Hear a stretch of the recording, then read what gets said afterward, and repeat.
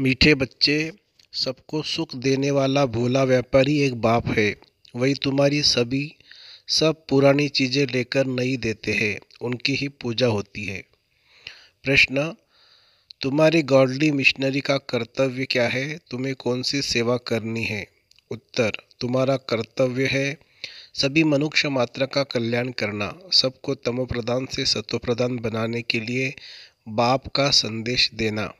तुम सबको बोलो कि स्वर्ग स्थापन करता बाप को याद करो तो तुम्हारा कल्याण होगा।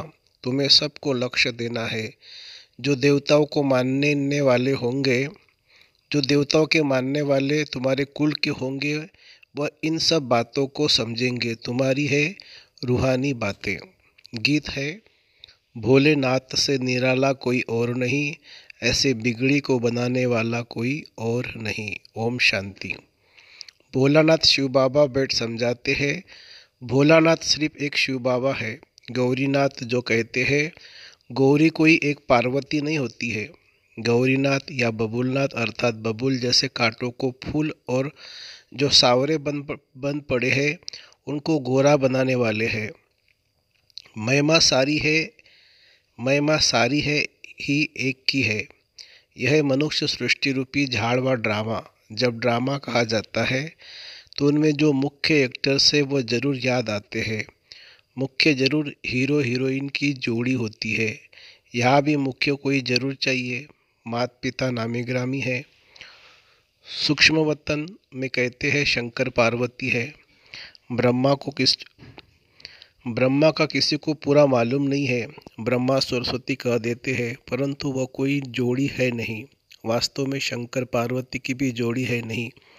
विष्णु को भी दुनिया नहीं जानती। उनको जो अलंकार दिखाते हैं वह भी उनके नहीं है। या लक्ष्मी नारायण की जोड़ी कहेंगे। अब सभी से भोलानाथ उनको कहा जाता है जो बहुत सुख देने वाला है। भोलानाथ व्यापारी भी है। हमसे पुरानी चीज लेकर नई देता है। पहले पहले बुद्धि में आना चाहिए, सभी से ऊंचते ऊंच कौन है, सबसे अधिक सुख देने वाला कौन। जो बहुतों को सुख देते हैं उनकी पूजा भी होती है। तो यह सब विचार सागर मंथन करने की बातें हैं। विचार सागर मंथन का नाम बहुत बाला है। तो विचार किया जाता है मनुष्यों में ऊंचते ऊंच है लक्ष्मी नारायण। अच्छा, उन्होंने क्या सुख दिया है जो मनुष्य उनका नाम लेते हैं या उनकी पूजा करते हैं? वास्तव में उन्होंने सुख तो कोई भी नहीं दिया है। हाँ, वे सुखधाम के मालिक थे, परंतु उनको ऐसा बनाया किसने? इनके पहले वो कहाँ थे? अगर बाबा उनको ऐसा नहीं बनाता तो वे कहाँ होते? यह सब तो बच्चों को मालूम है। आत्मा तो कभी विनाश होती नहीं है। उनको ऐसा काम किसने सिखलाया जो इतना उच्च बने? जरूर कोई शिक्षा मिली है, दुनिया नहीं जानती। वो पास्ट में कौन थे, तुम अब जानते हो। लक्ष्मी नारायण 84 जन्म भोग अंत में ब्रह्मा सरस्वती बनते हैं। तो क्या लक्ष्मी नारायण की महिमा गाई जाए या उन्हों को जो पुरुषार्थ कराने वाला है अथवा प्रारब्ध देने वाला है उनकी महिमा की जाए? कितनी गुह्य बातें हैं। समझाना कि लक्ष्मी नारायण क्या करके गए। उनकी भी सारी राजधानी चली है, परंतु गायन सिर्फ एक का ही चला आता है। शंकराचार्य ने आकर सन्यासियों की रचना रची, फिर उन्होंने पालना भी की। फिर जब तमोप्रधान अवस्था को पाते हैं तो उन्हें सतोप्रधान कौन बनाए? माया ने सबको तमोप्रधान बनाया है। लक्ष्मी नारायण जो सतोप्रधान थे फिर चक्र लगाकर तमोप्रधान में आते हैं। हर एक को ऐसे होता है, भले कितने भी बड़े मर्तबे वाला हो। सतो रजो तमो से हर एक को पास करना है। इस समय सब पतित है, तो तमोप्रधान दुनिया को फिर से सतोप्रधान कौन बनाए? पहले पहले सतोप्रधान सुख में आते हैं, फिर दुख में जाते हैं। यह राज अब तुम बच्चों को समझाया जाता है। 84 जन्म लेना होता है तो जरूर सतोप्रधान से तमोप्रधान बनना ही होगा। हर चीज सतो रजो तमो जरूर होती ही है। प्रिंसेस्टर्स का भी ऐसे होता है। वह भी अब तमोप्रधान है, तो फिर भी अब सबसे ऊंचते ऊंच कौन है जो कभी भी तमोप्रधान नहीं बनता? अगर वह भी तमोप्रधान बन जाए तो फिर उनको सतोप्रधान कौन बनाए? फिर बलिहारी उनकी हो जाए। ऐसे ऐसे विचार सागर मंथन करने से दिल में जो पॉइंट जचती है, अच्छी लगती है तो सुनाई जाती है। भोलानाथ परमपिता परमात्मा ही सबका सद्गति दाता सतोप्रधान बनाने वाला है। सब दुर्गति से निकल गति सद्गति को पाते हैं। नंबरवार जो भी पहले पहले आएंगे वह सतोप्रधान सतो रजो से होकर फिर तमोप्रधान बनेंगे जरूर।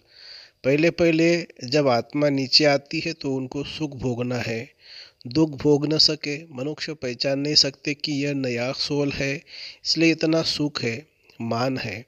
अब सबकी तमोप्रधान अवस्था है। तत्व खानियाँ आदि सब तमोप्रधान है। नई चीज़ें थी अब पुरानी हो गई है। वहाँ का अनाज फल फूल आदि कैसे अच्छे होते हैं, वह भी बच्चों को साक्षात्कार कराया हुआ है। सूक्ष्मतन में बच्चियाँ जाती है, कहती है बाबा शुभरस पिलाए शुभरस पिलाया, जरूर ऊंच बाप चीज भी ऊंची देते होंगे। बच्चों को यह बुद्धि में रहना चाहिए, ऊंचे ते ऊंचे एक भगवान ही है। याद भी सब उनको करते हैं। गॉड फादर कहते हैं, गॉड रहते ही है ऊपर में। आत्मा गॉड फादर को याद करती है, क्योंकि आत्मा को दुख है तो भोलानाथ बाप आकर फिर सुख देते हैं। तो उनको क्यों नहीं याद करेंगे। आत्मा कहेंगी हम शरीर के साथ सब दुखी होता हूँ तो बाप को बहुत याद करता हूँ। रावण दुश्मन है, दुख देते हैं तो बाप को याद करते हैं। दुख में हम सभी आत्माएं परमात्मा को सिमरण करती है। फिर जब हम आत्मा स्वर्ग में रहती है तो बाप को याद नहीं करती है। यह आत्मा कहती है बाप को ही पुकारेगी ना। मनुष्य तो उनका एक्यूपेशन बायोग्राफी कुछ नहीं जानते, न ड्रामा का राज जानते हैं, कैसे आत्मा चक्र में आती है। तुम बच्चे अब जानते हो माया रावण दुख देने वाली है। ये रावण राज्य शुरू हुआ द्वापर से। यह भी समझाना है क्योंकि यह किसी को पता नहीं है कि सबसे पुराना दुश्मन रावण है। उनकी ही मत पर यह पार्टीशन आदि हुआ है। अभी तुम बच्चे समझते हो हम श्रीमत से भारत को स्वर्ग बनाते हैं। वही सद्गति दाता सबका है। वह जब आए तब ही ब्रह्मा विष्णु शंकर से कार्य कराए। ऊंचे ते ऊंचे वह एक ही है। उनकी बायोग्राफी को कोई नहीं जानते। यह खेल ही ऐसा बना हुआ है। तो बाबा समझाते सबसे बड़ा दुश्मन रावण है, उस पर जीत पानी है। समझाते भी उसको है जिन्होंने कल्प पहले समझा था, वही आकर शूद्र से ब्राह्मण बनते हैं। अब विचार करो सतयुग से त्रेता अंत तक कितनी संप्रदाय वृद्धि को पाती रहेगी। तो इतने सबको ज्ञान देने की सर्विस करनी है। इतने सब में ज्ञान का बीज भरना है। ज्ञान का विनाश तो नहीं होता है, लड़ाई वालों का भी उद्धार करना है। हमारे देवी संप्रदाय वाले जहाँ होंगे वह निकल आएंगे। उन लड़ाई करने वालों को कहा जाता है युद्ध के मैदान में मरेंगे। वह स्वर्ग में जाएंगे, परंतु उनके कहने से स्वर्ग में जा नहीं सकते। जब तक तुम लक्ष्य न दो, लक्ष्य सिर्फ ब्राह्मण ही दे सकते हैं।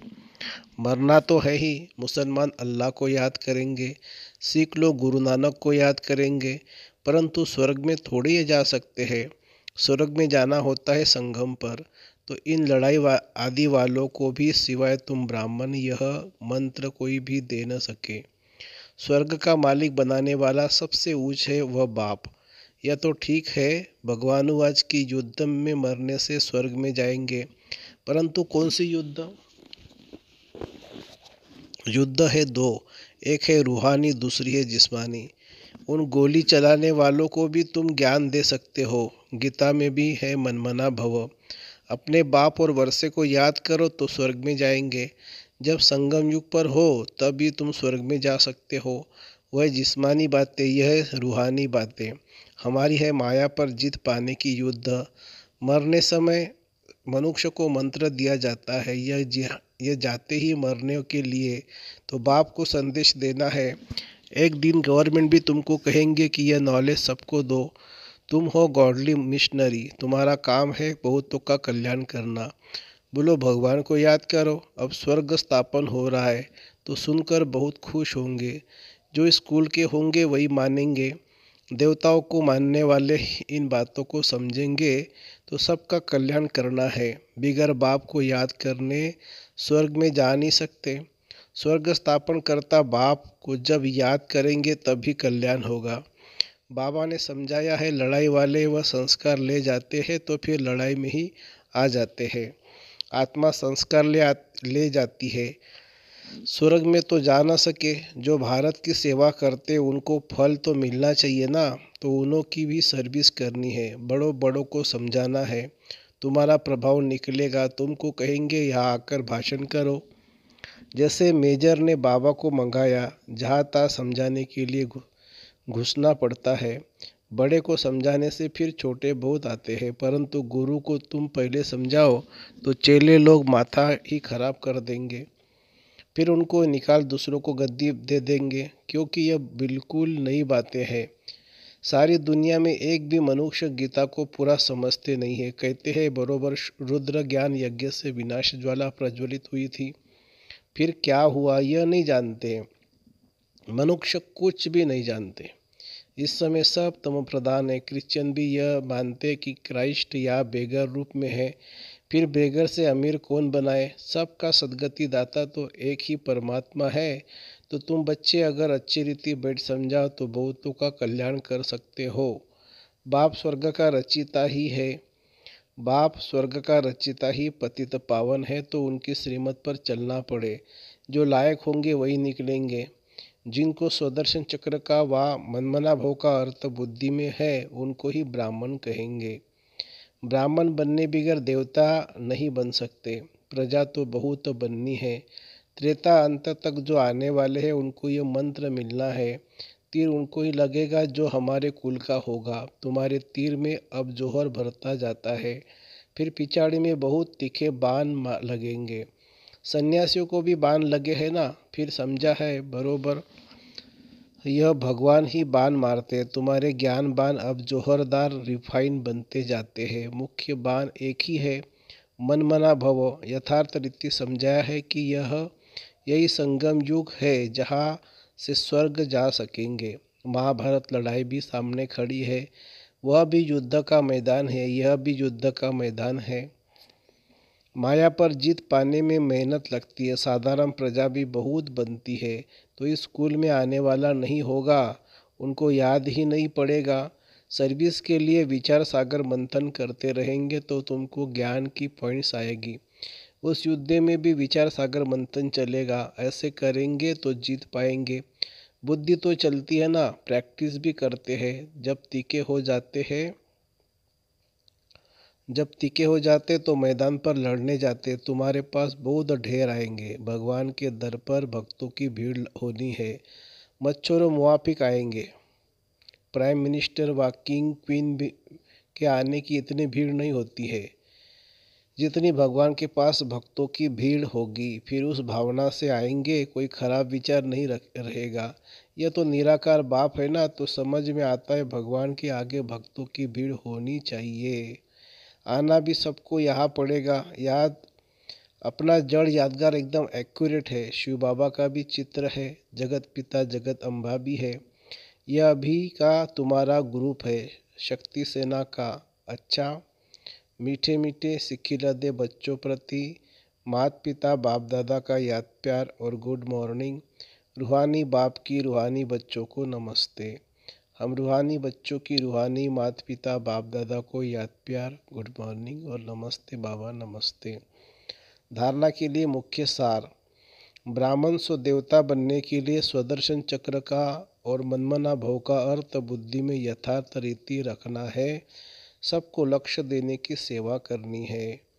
दूसरी पॉइंट, माया पर जीत पाने के लिए विचार सागर मंथन कर ज्ञान की गहराई में जाना है, रतन निकालने हैं। वरदान, पवित्रता की स्टेज द्वारा अविनाशी ईश्वरीय मस्ती का अनुभव करने वाले होली हंस भव। होली पर सभी बड़े छोटे भान को भूल आपस में एक समान समझ मस्ती में खेलते हैं। दुश्मनी के संस्कार भूल मंगल मिलन मनाते हैं। यह रस्म भी अभी की है। आप बच्चे जब होली अर्थात पवित्र की स्टेज पर ठहरते हो, बाप के संग के रंग में रंगे हुए होते हो, तब ईश्वरीय मस्ती में देह का भान व भिन्न भिन्न संबंध का भान, छोटे बड़े का भान विस्मृत हो एक ही आत्म स्वरूप का भान रहता है। यही होली हंस स्थिति है। इसी का यादगार हर वर्ष होली उत्सव के रूप में मनाते हैं। स्लोगन है, जिनके जीवन में शीतलता है वे दूसरों के जलते हुए चित्त पर विजय प्राप्त कर सकते हैं। जिनके जीवन में शीतलता है वे दूसरों के जलते हुए चित्त पर विजय प्राप्त कर सकते हैं। अच्छा, ओम शांति।